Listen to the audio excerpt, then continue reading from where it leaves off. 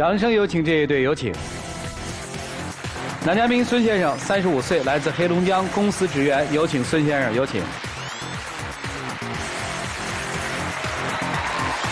女嘉宾王女士，33岁，来自黑龙江，自由职业，来，有请王女士，有请。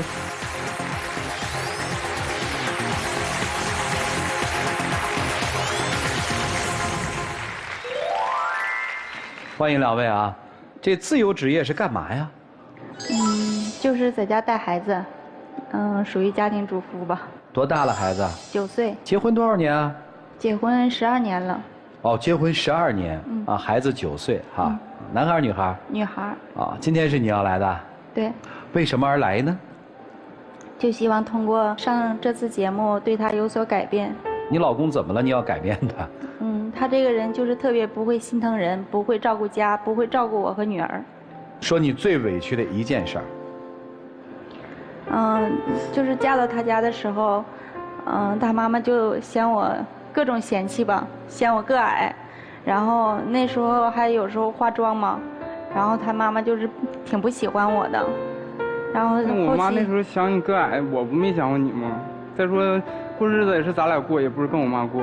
是，这些倒都不是最主要的，关键是结婚之前他干净利索，特别干净利索一个人。那时候他工作，然后工作服都能洗得特别干净。但是结婚到现在，刚开始没有孩子的时候，我也能照顾他，基本上内衣内裤啊、袜子啊都是买的白颜色的，然后给他洗得也特别干净。但是到现在他特别的邋遢，晚上回家甚至洗脚啊、洗头啊都需要我来提醒他。结婚之前没人照顾嘛，自己不洗没人洗啊。结婚之后有媳妇了，就自己就懒了呗。嫁到他家这么多年了，我们不是一个地方的，然后这些年了，从来没有说主动张罗回我家看看我妈妈，然后不代表说你回去了就能怎么样，但是我觉得我妈妈把我和我妹妹带大也挺不容易的。我觉得，你时不常的是不是应该多关心我家里人？逢年过节了，虽然说钱不多，但是我都知道说去考虑你父母的感受，都督促你给你父母打电话。但是你呢，从来没有说主动给我妈打电话。结婚这么多年了，你说你什么时候张罗年节给我妈打个电话，带着我和女儿回家看一看？不给我妈打电话也就算了，我要说带着女儿回家，他连电话都不给我打，然后我还得关心他上班了工作了挺累的，回来吃没吃饭。然后我给他打电话，我说你不想我和女儿啊？你知道他说什么吗？给你打电话浪费电话费。我说一个电话费能多少钱？这就说明我和女儿在你心里根本就没有地位。你在你妈那儿我不是放心吗？没给你打电话。这么多年了，回家了，你说家里家务活你从来都不知道帮我干一些。你说女儿身体不好，进屋回来了，你知道吗？天天就知道玩手机看电视，一进屋不是沙发上就是床上，从来没说帮我料理一些家务。本来虽然说我不工作，但是家里的活这一天也挺细碎的，挺多的。你说你回来了，我知道你工作一天挺累的，跟你说两句话他都特别不耐烦，都不愿意理我。因为平时上班挺累，就晚上回家能想歇一会儿，看看电视，捅捅手机。你说往那一坐的时候，你就不是扒拉我，就是让我干这个，让我干那个。你平时单位上班没时间，就想下班回家能歇一会儿。那人家两口过日子，你说一个在那做饭的，一个在那摘菜的，你说你，天天就知道饿了的时候找我，还有什么时候说你能想到我？你说我又不是一个保姆。你这种日子过了多少年？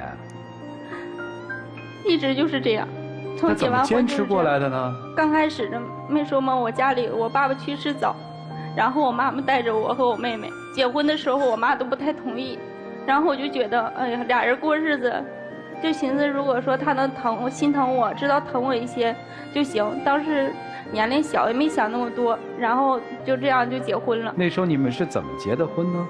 自由恋爱啊，还是别人介绍啊？是别人介绍的。刚开始是他妈妈嫌我个矮，但是也同意让我们结婚。然后结完婚了，既然你知道你未来婆婆那个态度，为什么你还要嫁呢？我就觉得嘛，从小我妈妈带我挺不容易，我就寻早点结婚，然后这样也能分担一些家里的一些事情。你的描述是你希望望通过一段婚姻改变你自己的命运，是吧？嗯，有这种想法。是这意思吗？对。那你们俩当时处了多久结的婚啊？我俩处了也2、3年，但是处对象的时候跟现在不一样了嘛。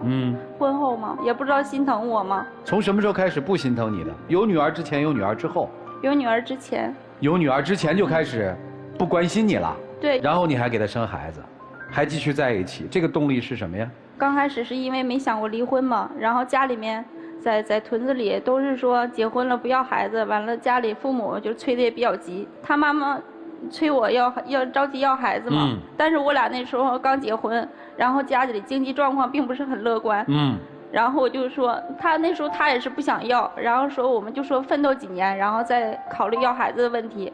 但家里的老人不同意嘛，就因为这样事，我跟他妈妈吵过2回嘴。但是从来我说我不希望说，你就能说是站在我这一面，说他妈妈不好怎么样。但是过后了，我有委屈的时候，我也希望你能理解我，然后替我说说话。可是他从来没有，什么时候都是向着他妈妈说话，从来都不向着我说话。你家里兄弟姊妹几个呀？我有个姐姐。所以你结婚，你妈挺着急抱孙子的。对，着急抱孙子。原来她挣钱都是给我，然后我来料理家里这一块花销。每个月虽然说挣的钱不多，但是说各项的费用啊、开支啊、支出啊，都料理的挺明白的。然后，但是有的时候钱花光了，然后我就跟他说：“我说这个月又没钱了。”我告诉他节约一些，省一些。他就说我特别气愤的生气着说我啊，你钱又花在哪儿了？怎么又没有钱了呢？就特别气愤。完了这2年没什么孩子，随着孩子上学各方面事情挺多的，完了我记忆也不好。然后我说那你来管钱吧，我说你料理家务。结果到现在可倒好，料理的一塌糊涂。来的之前家里的各项费用啊、欠费什么都料理不明白。然后我一说，我说你看你知道我以前料理这家有多难的时候，他就会哎呀唉声叹气，从来不想一想说哎呀媳妇儿你挺辛苦的，挺不容易的，然后从来不会这样讲。孩子婆婆帮你带过吗？不帮我带，自己一个人带的。对，一个人带大的。带孩子确实太辛苦了。现在这个孩子没说吧，每天上学呀，然后学习课外的这些辅导班啊，没说都是我自己在经过，从早上忙到晚上，有的时候回家了连饭都吃不上，这样都报了很多班。小朋友一个月要花多少钱啊？不算他的正常那个吃喝和穿戴吧，每个月的5个班费用在1000多元左右。报班要1000多。然后其他的费用呢？其他的费用我没细算过。他一个月挣多少钱啊？现在的工资一个月是5000块。5000块，能剩下来吗？剩不下，房贷每个月是1500元，然后孩子是1000元，然后还不算吃喝，然后剩下的2000多块钱，家里面的开销啊这些各项费用啊，然后他还要开车嘛。这种状态你怎么不出去工作呢？我很好奇，因为孩子已经9岁了吗？我家孩子有毛病。什么毛病啊？他现在是肾病综合症。就是特别需要人照顾，离不开人，是这样的。大概什么时候发现的呢？23个月的时候。23个月的时候就发现了。对。老家对这有什么想法呀？他就是总说我妈不帮他看孩子，这是一方面。完了，其实有些时候我也很抱怨他。那他妈也不帮我们看孩子，只给他妹妹看孩子。妹妹工作没人带孩子，所以说那边也有个孩子需要看，然后我们离得又远，所以说我妈只能给我妹妹看孩子。而且孩子现在说我家孩子这身体状况问题，我妈也说，也心疼我，也想说帮我带，但是没办法，说真的，一旦带不好了，说这个责任她也是承担不起的嘛，所以一直以来。这些年我家孩子就是谁也没带过，就是一直是我自己在带，也没办法去工作。那这个宝宝现在需要长期服药吗？是的。服药是不是还有一笔钱？对。也就是说，这先生挣的5000块钱是完全要花掉的，对吧？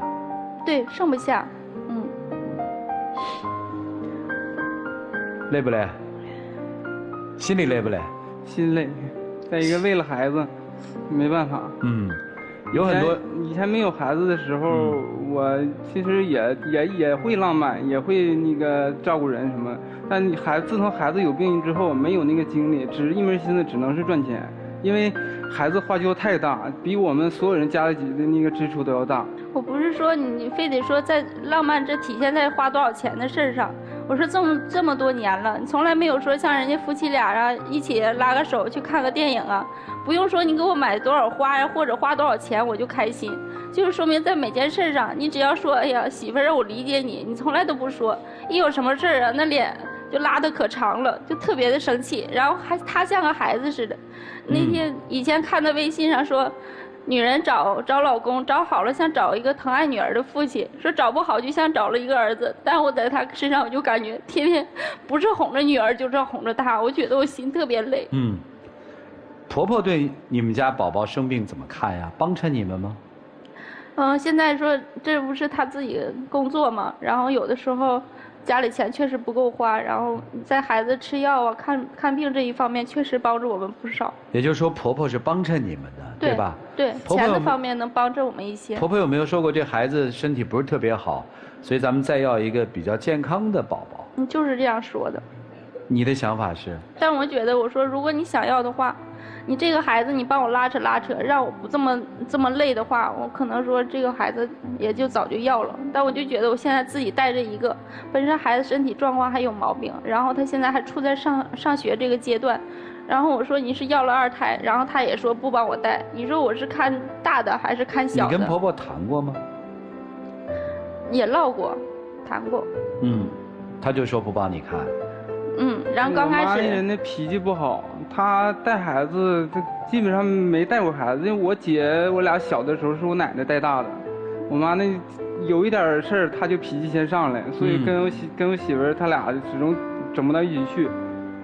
婆婆是这样，她也是这样，家里的事吧不帮带，然后干什么还都毛毛愣愣的。孩子小的时候有一次，我说你帮我擦一擦地，孩子可地爬嘛，我说那屋里那么脏，弄得孩子到时候肯定是要生病的。我说你帮我擦擦地，是帮你擦了，赌气囊塞的在那擦着地，孩子在那玩，他一关门把孩子手淹了，干什么都是毛毛愣愣的。天天不是说回家了，不是看电视就是玩手机。我说你娶媳妇儿，跟他聊会儿天吧。在家了，出去不能看电影。我说在家找个电影看，然后看一会儿电影。我说这块是演的是什么呀？我说谁是好人，谁是坏人呢？有时候看不懂，哎呀，就可不耐烦了，就瞅着，就说你能不能看，不能看就上一边去，就这样说我。你说我就觉得，真的是这些年感觉挺委屈的，就一点都不会心疼人。你是特后悔嫁给他吗？后悔。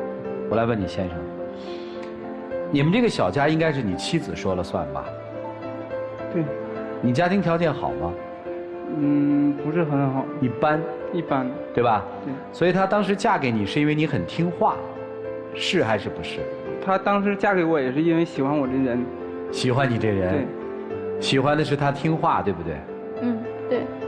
所以其实她听话这个本质是没有变的，对吧？是。变的只是说，这个男人好像做什么你都觉得别别扭扭，是吧？是。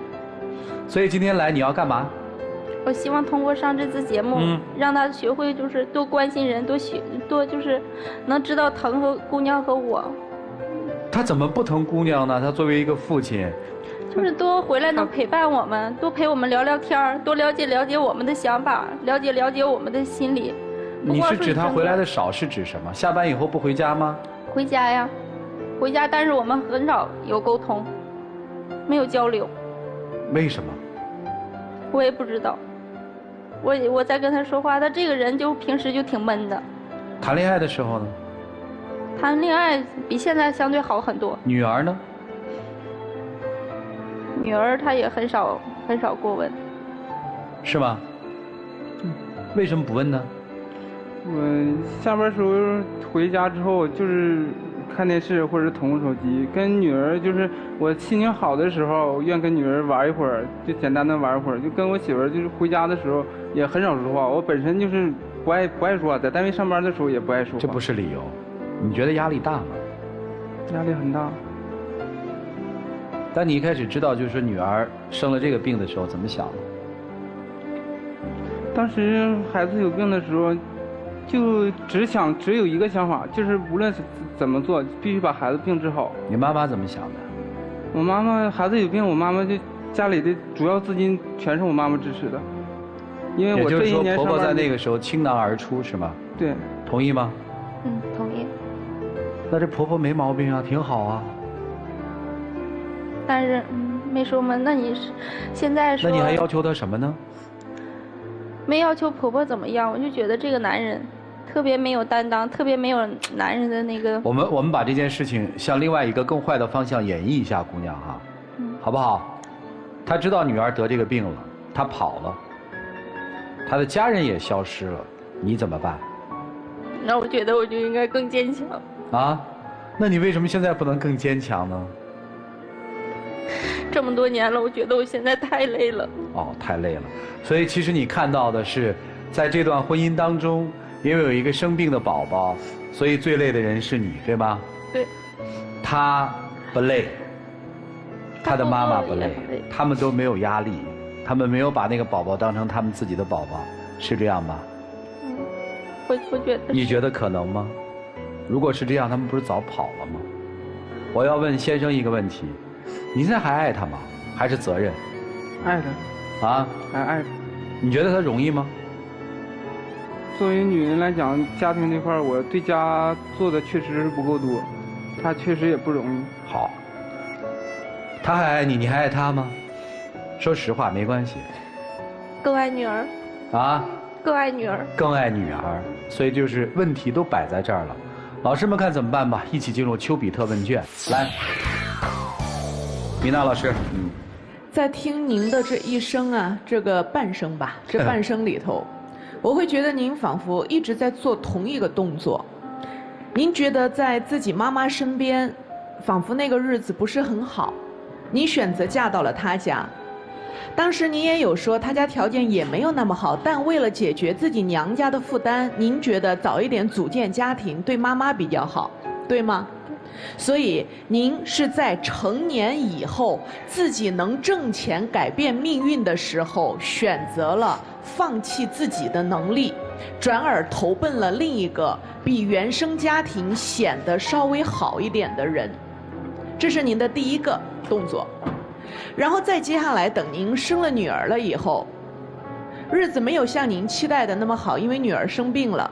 您不管怎么说，您要把自己的身心放在照顾孩子上。孩子上学的那么几个小时里头，他不需要您站在他的教室门外盯着他的，对不对？您忽然有了大把的弹性时间归自己，但是您却不打算把这一把时间拿来做一点有用有意义的事情。您在思考的是，为什么他不陪我玩儿？为什么他不来给我解闷儿？为什么我的妈妈不来帮我？为什么我的婆婆不来帮我？您又是自我选择，把自己放在了一个自己隔离自己的一个小岛上吧。我想问您，您有女性朋友吗？闺蜜？现在有2个是孩子同学的家长。您也不会跟这个孩子的家长这一种闺蜜去聊你家里的家长里短，你心里有多苦闷这一些事情，是不是？聊也有。所以你可以通过跟女性伙伴来倾诉，解决你心里头淤积的这一块，能做到吗？能做到。那么当他下班的时候，可不可以想跟他聊天的时候，能够让自己的状态调整回，不是抱怨，不是指责，不是挑剔，能调到这个频道吗？因为现在更多的时候，反正就是在这个状态里。当您在这个状态里的时候，他肯定不能跟您沟通啊。我以前见过很多案例里头的丈夫更极端，回到家了以后就在车里坐着，自己先深呼吸，平静个10几分钟、半小时，再上楼。问为什么要这么做？因为上楼就将面对喋喋不休。很多男人会选择我在外头打拼都比回家好，因为你可能对待让你不愉快的人，你还可以横眉怒对一下，或者是说怼回去。但是回家面对自己的太太的时候，一吵这是永无宁日，所以他们宁可选择躲起来。如果您不能调整一个状态，等待他回家的话，他依然跟您没有办法沟通。您刚刚还有讲到一个抱怨是什么？我就觉得他这个人一直以来就特别的，就是不在意我。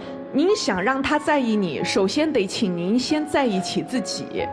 您现在能不能够回答我？您可以取悦自己的有哪些事情？现在就是说能把女儿照顾好。除了女儿，做什么能让您高兴？就是有的时候偶尔帮别人说梳梳头发呀，然后我喜欢这些，一直美妆啊、美甲是我一直以来的就像追求。您还是有自己喜欢的这个事物的，那为什么不能够在闲暇的时候去周围可能这一些店里去帮帮忙也好，慢慢的看是能不能够在女儿上学的时候做一点零工？在做。这样的话也能够使您能够开心一些，对不对？当我在问您说有什么事情是可以取悦自己的，这其实是对所有中国现在的全职太太们一个必须得问的。因为如果你不能够取悦自己，您把取悦自己这个事儿交给了您的男人，你会发现他一定让你失望。你有大把的时间都会变成挑他的刺、指责他、抱怨他。你只有学会使用这些时间，比如我看半小时书我开心，比如我自己梳一个漂亮的头我开心，比如我帮隔壁的小姑娘梳好了头发我开心等等。每天去做一些取悦自己的事情，能让自己觉得由内而外的笑出来，这样您才能够克服掉身上挥散不去的这种怨气。今天从您到场上来了，我坐在您附近，我都觉得有一种冷冰冰的怨气从您身上蔓延开来。您对生活稍微宽松一点，微笑一点，它能回报你的可能也就温暖一点。先试试调整一下自己吧。谢谢米娜老师。曲总，我跟丈夫聊一聊，你觉得你的老婆有工作吗？没有。错。你老婆正在做着一份世界上最艰辛而又最孤单的工作，就是做你家庭的主妇。她在家里要安排什么呢？你听一听啊。做饭，孩子，她要当医生，她要当老师，她要去当财务，她要当采购，所有繁琐的事情全都抓在手里头，然后还要处理非常复杂的婆媳关系，很辛苦。为什么说她孤单呢？在这个过程当中得不到你的理解和支持，跟婆媳关系搞不好，她没有自己的工作，脱节了社会上的一些社交活动，相对来说在你这个家里头比较压抑的狭小的环境里头去整日的在生活。但最关键的就是你不给她一种阳光，你不给她打开这个狭小空间的这扇门，你只是觉得负责孩子的病我负责出钱，其他你都不知道。这就是你为什么在家看电视啊、看手机啊，你是不敢面对真正家庭里的状况，而恰恰你们这个家庭是需要两个人共同面对的。你的老婆需要帮手，而这个帮手你责无旁贷，因为你是她的老公，因为你是孩子的父亲。拜托，能不能我们站立的挺拔一些，给到自己的爱人和孩子一些积极的阳光的东西，好不好？你颓废，你看看你眼前的女人，她很悲伤。刚才老师也说了，她的状态也不好，而你们俩这种状态不好，就共同沦落下去的，别人帮不了你的。你的母亲，她的亲戚只能说给点钱，给些安慰，但真正的改变和帮助自己的是要从内而外的改变。你们要对孩子的病治好是有信心的，你们要对未来的规划是有安排的，这才是一个家庭真正能够走下去的原动力。多交流一下，不是说为你多关心我一点，而是说为我们的家多做点什么。解决了你们俩的问题，其实孩子问题、今后规划的问题都迎刃而解了。孩子的病没事儿，好吗？我们只要努力，就能做到这个家庭很幸福的。关键是不要自己心里先灰暗起来，自己没有信心，好不好？就这样。好，谢谢曲总。来，莎娜老师。最可怕的就是忘了初衷，忘了怎么相爱，忘了什么是爱，忘了怎么去爱。其实我觉得我在说你们的时候也没有什么立场，是因为什么？因为我一听到你们现在这个状况的时候，我自己先懵了。确实都很不容易，别说这个肾病综合症，我刚还查了一下，就别说这个病，就是前一段时间我儿子一个小小的感冒发烧，那一周都把我和我先生折磨得够呛，就更何况你们这在9年当中，应该是7年，从2岁的时候知道了得这个病，7年当中这么长的一个病程的里程，对于双方来说都是非常受打击的一件事情。所以从这个角度来说呢，是理解和心疼你们，但是谁的人生不苦？谁不是一边喊着活不下去了，还一边努力活着。我们老说一句话，比上不足，比下有余。当你觉得真的日子很苦，过不下去的时候，就阿 Q 精神，看一看过得不如你们的人。如果你们是消极的态度去面对生活，那生活给你们反馈回来的也同样是消极的东西。但如果当你们把心态调整到积极乐观的模式的话，那生活带给你们的可能也是阳光。丈夫，我告诉你一个非常简单的一个方法，你在家里面安一个监控，你看一看监控的内容，你看一看这一天妻子是怎么过的。在网上有一个最近非常火的一个短片，就是讲了一个2岁孩子的妈妈的一天。我跟你说，全职妈妈连一泡屎都不能拉安生，真的一点不夸张。站着吃饭，上厕所不敢关门，关上门孩子就在外面哭。当然你们现在已经过去那个时候了，可是他就是这样过来的，你知道吗？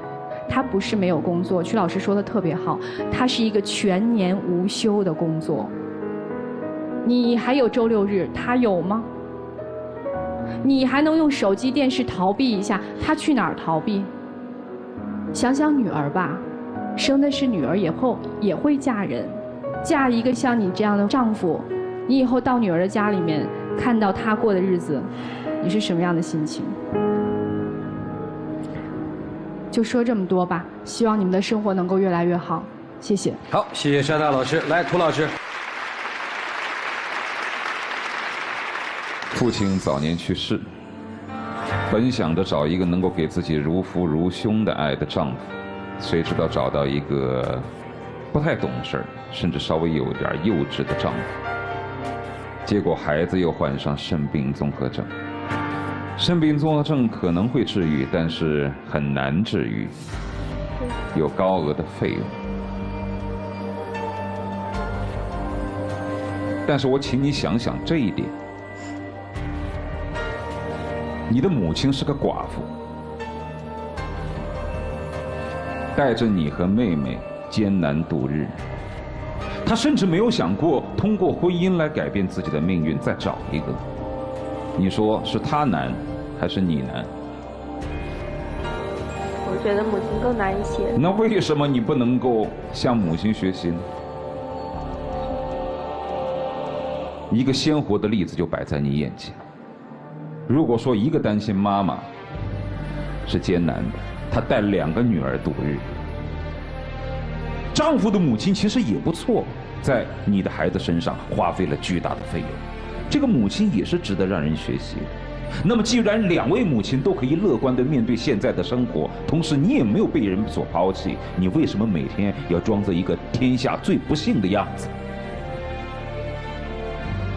聪明的女人会把不幸化为幸运，愚蠢的女人才把幸运化为不幸。你有那么不幸吗？他算不上是好丈夫，但也算不上是坏丈夫。他在他那样的一个家庭生活当中长大，是很多平平庸庸的男人或者丈夫当中的一个而已，算不上10大恶极。他只是没有满足你内心的想象，这个男人能够改变我的生活，我的命运。但你不能说他不是那样一个优秀的男人就责怪他，我要跟你离婚，你是不称职的。你找他的时候你就非常清楚这一点。男生，他们所说的那些你已经记着就行了，他挺不容易的。他本来对这段婚姻抱有了特别高的期待，和普通的女生面对于婚姻不一样。普通女生面对于婚姻可能只要浪漫，只要一心一意忠诚，但她不一样，她甚至要求你代替她父亲的角色，因为她父亲早年去世。我知道你扛不起，但至少做好你现在应该做的。生活当中的3个女人，她妈、你妈和她，都在为你的女儿奉献和努力着。你再不往前多用点心，你的良心往哪儿放？所以你必须迅速成熟起来。听明白了吗？就这样。恕我直言啊，我觉得你特笨哎。咱们不说那个阳光什么那个，对，你就想你从今天开始要把自己变聪明。聪明是什么？我觉得全世界的女性或者妈妈有一个最厉害的本领，动物都有。当孩子的生命受到威胁的时候，妈妈一定有办法解决它。你没有，我看不到这份坚强。换而言之，我看不到这份聪明。你再抱怨，你的生活就全毁了。其实女儿特别希望妈妈是坚强的，对吧？对。那对她来说是健康重要、开心重要，还是课程重要呢？你自己去想，要不要报那么多的补习班去上？她需要一个怎样的人生？为什么是那样的人生？你在抱怨老公不陪你的时候，为什么没有时间？你买3张电影票，他休息的时候，一家人去看个动画片呢？我是觉得你自己没有经营的时候，不要抱怨，不要再抱怨了，做一个聪明的女人。虽然没说您啊，但是说句实话，她挺需要你支持她的，在你能力范围之内去支持她，好吗？啊，好了，接下来一起进入真情60秒。老婆，从咱俩相知相识到现在这么多年，我一直都爱着你。虽然孩子有病的时候出现了点儿就是不愉快吧，但是我希望你好好考虑考虑，咱俩，我想跟你一起幸福的走完这一生。其实说真心话，孩子今天这样，我也知道说咱们全家人都挺努力的，但是对我而言，我觉得我这些年真的太累心了。我也想说，在以后的日子里，我觉得我应该试着也多为我自己考虑一些。来，请亮灯啊！谢谢2位啊，请回吧，谢谢你们啊。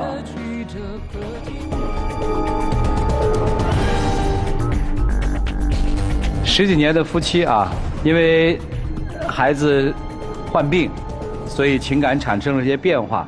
当然，我没有办法肯定的说，就是因为这个孩子的身体原因导致了夫妻变成这样。但是有一点大概是可以给我们思考：面对生活的时候，我们要学会理性的去思考，积极的去应对。至于最后他们用什么样的方式来度过这段情感的危机和生活的危机，希望他们在生活当中慢慢去学习。但是有一点，千万不要丧失了对生活的希望，对幸福的渴望及追求。请开门。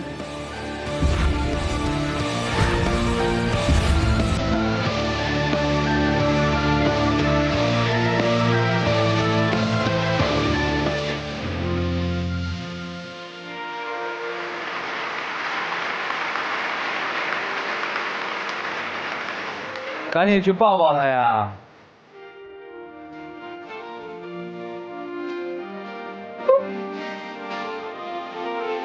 啊，不哭了，不哭了，你也得想办法啊！来，有请我们的小花童，有请啊！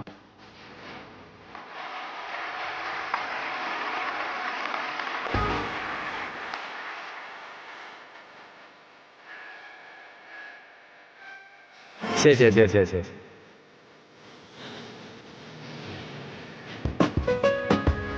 见证属于这对夫妻的浪漫时刻，各位请见证。